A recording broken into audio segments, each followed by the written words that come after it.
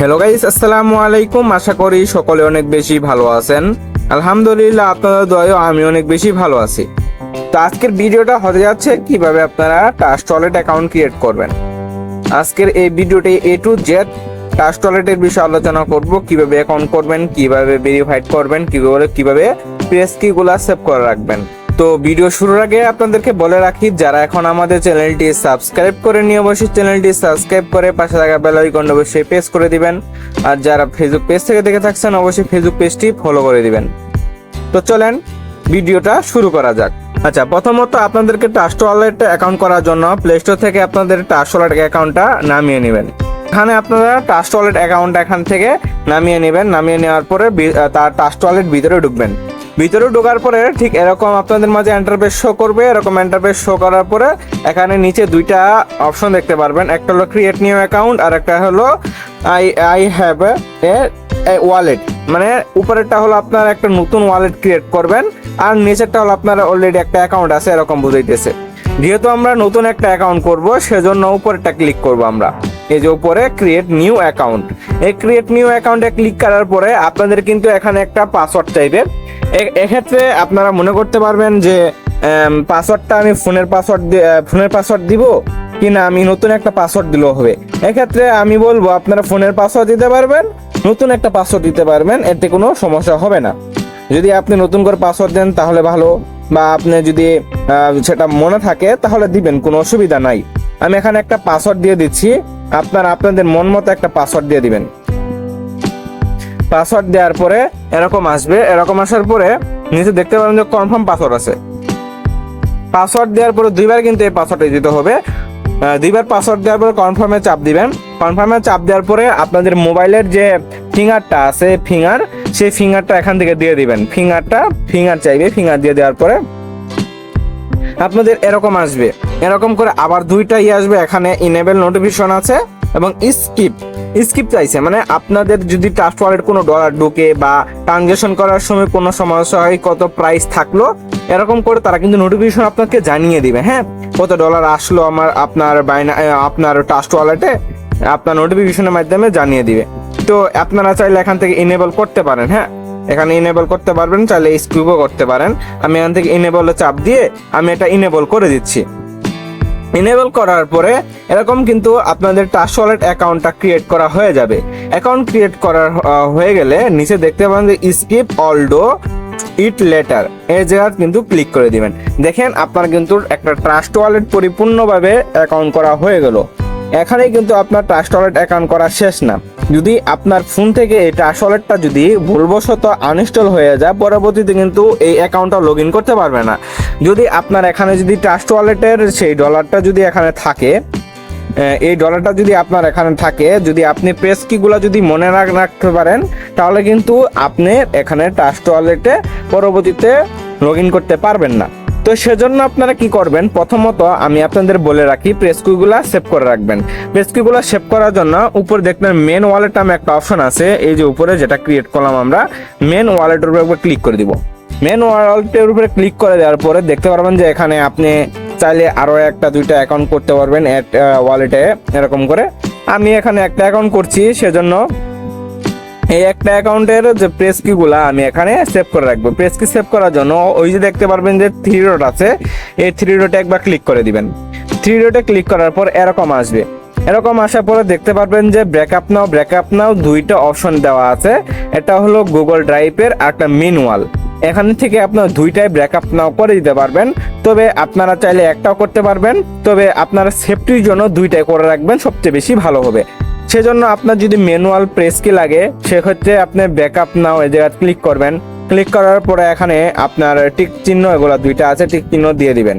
Tick চিহ্ন দেওয়ার পরে নিচে দেখতে পাবেন ক্রিয়েট নামে একটা অপশন আছে, এই ক্রিয়েটে ক্লিক করে আপনারা কি করবেন, এই যে দেখেন এখানে কিন্তু প্রেস কি দেওয়া আছে।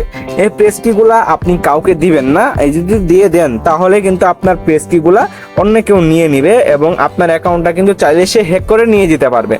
এগুলা প্রেস কি আপনি খাতায় লিখে রাখবেন, আর ফোনে স্ক্রিনশট হবে না। সেজন্য আগে থেকে বলে রাখলাম স্ক্রিনশট হবে না, কারণ সেফটির জন্য স্ক্রিনশট দিবে না তারা।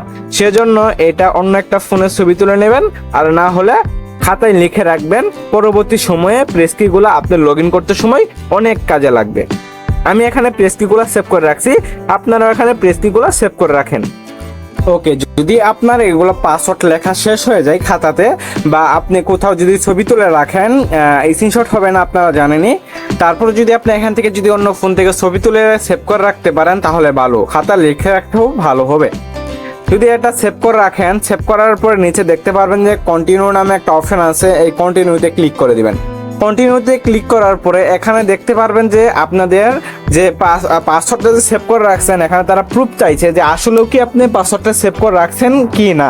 এখানে দেখতে পারবেন যে ওয়ার্ড নাম্বার 4 বা ওয়ার্ড নাম্বার 1, এনে ওয়ার্ড নাম্বার যে 1 উপরে দেওয়া আছে, এই যে এখানে দেখতে পারবেন, আমি মার্ক করে দেখিয়ে দিচ্ছি ওয়ার্ড 1, এবং ওয়ার্ড 1-এ কি ছিল আপনাদের সেটা কিন্তু এখানে দেখাইতে বলবে। তো আপনাদের এখানে যে পিএসপি গুলো সেভ করে রাখছেন সেগুলো কিন্তু এখানে প্রুফ চাইলে এখানে দিতে হবে। ওয়ার্ড 1, মানে ওয়ার্ড 1-এ কি ছিল সেটা কিন্তু এখানে বসিয়ে দিতে হবে। ওয়ার্ড 1-এ যেহেতু আমার প্রথমটা ছিল, এখানে প্রথমটা টিক মার্ক করে দিব। তারপরে যেহেতু এখানে চাইছে ওয়ার্ড নং 4, ওয়ার্ড নং 4-এ ছিল আমার ক্রেটাল, এটা আমি সিলেক্ট করে দিব ওয়ার্ড 4-এ, এবং ওয়ার্ড 7-এ আমার ছিল এটা। এগুলো আপনারা সিলেক্ট করে দিবেন। সিলেক্ট করে দেওয়ার পরে নিচে দেখতে পাবেন যে কন্টিনিউ নামে একটা অপশন আছে, এগুলো কিন্তু ভুল দিলে হবে না, ঠিক আছে? এটা আপনার সেভ করে রাখা থাকলে ভালো, সেভ থাকলে এটা কিন্তু আপনি সহজেই বসাতে পারবেন। তারপরে নিচে কন্টিনিউ নামে অপশন আছে, কন্টিনিউতে ক্লিক করে দিলে এটা কিন্তু আপনার সরাসরি অ্যাক্টিভ হয়ে যাবে। যেহেতু আমি এগুলো প্রেস কি সেভ করে রাখছি, সেক্ষেত্রে আমার এখানে অ্যাক্টিভ হয়ে গেছে। এখন চাইলে আপনি ব্যাকআপ নাও ক্লিক করে গুগলে এটা সেভ করে রাখতে পারবেন একদম সোজা। আমি দেখিয়ে দিচ্ছি, ওখানে ক্লিক করবেন। ক্লিক করার পরে এরকম ইন্টারফেস শো করবে। এরকম ইন্টারফেস শো করলে আপনি কোন গুগলে আপনার গুগল অ্যাকাউন্টে আপনার প্রেস কিগুলো সেভ করবেন এখানে আপনার নিয়ে যাবে। নিয়ে যাওয়ার পরে এখানে আপনার জিমেলটা লগ ইন করে নেবেন। লগ ইন করার পরে কানেক্টে চাপ দিয়ে সেভে চাপ দিলে কিন্তু এখান থেকে আপনার হয়ে যাবে। হ্যাঁ, তো এরকম করে আপনি ব্যাকআপ নাও ক্লিক করে আপনি সেভ করে রাখবেন পেজ কিগুলা। তারপরে দেখতে পারবেন এখানে রিসিপ্ট নামে অপশন আছে, এই রিসিপে আপনি কি করতে পারবেন, ডলারগুলা নিয়ে আসতে পারবেন। যে কোনো টোকেন বা হোক, বা ডলার হোক, বিটিসি হোক, টোন হোক, আপনি কিন্তু এই রিসিপে ক্লিক করে আপনি যদি এখান থেকে আপনি ইথিলিয়াম, সলোনা বা সলিড ডেস, এখানে ইথিলিয়াম, বিটিসি, তারপরে ইউএসডিটি, এগুলা কিন্তু এখান থেকে কপি করে আপনি কিন্তু সহজেই এখানে আপনার ডলারটা নিয়ে আসতে পারবেন। এই যে উপরে এখানে ডলার শো করবে, পরবর্তীতে এখান থেকে আপনার ডলারটা সেন্ড করে বাইন্যান্সে নিয়ে বাইন্যান্স থেকে সরাসরি বিকাশে নিতে পারবেন। হ্যাঁ, এরকম করে কিন্তু আপনারা অ্যাকাউন্টটা ক্রিয়েট করতে পারবেন। তাছাড়া এখান থেকে আপনি আরেকটা জিনিস দেখেন, ম্যানেজ ক্রিপ্টোতে ক্লিক করে আপনার কোন টোকেনটা সবচেয়ে বেশি দরকার। যেমন অনেক মানুষের যেহেতু ক্রিপ্টোকারেন্সিতে কাজ করে, বা অনেকে আপনার ইয়ারডবে কাজ করে, সেক্ষেত্রে সলোনা অ্যাড্রেস, টিআরএক্স অ্যাড্রেস, সুই অ্যাড্রেস, তারপরে ইথিলিয়াম অ্যাড্রেস, ইউএসডিটি অ্যাড্রেস, এগুলো কিন্তু লাগে। এখানে এগুলো আপনারা টিক মার্ক করে দিবেন। এই যে এখানে দেখতে পারবেন যে আপনার টিক মার্ক রয়েছে, এগুলা কিন্তু সুইচ অন করে দিবেন। এই যেগুলো অন করে দিলে কি হবে দেখাই দিতেছি, সুইচ অন করে এখানে কিন্তু এই যে দেখতে পারবেন যে প্রথমে চলে আসবে। এরকম করে কিন্তু আপনার একটা সঠিক নিয়মের টাস্ক ওয়ালেটটা খুলে নিতে পারবেন।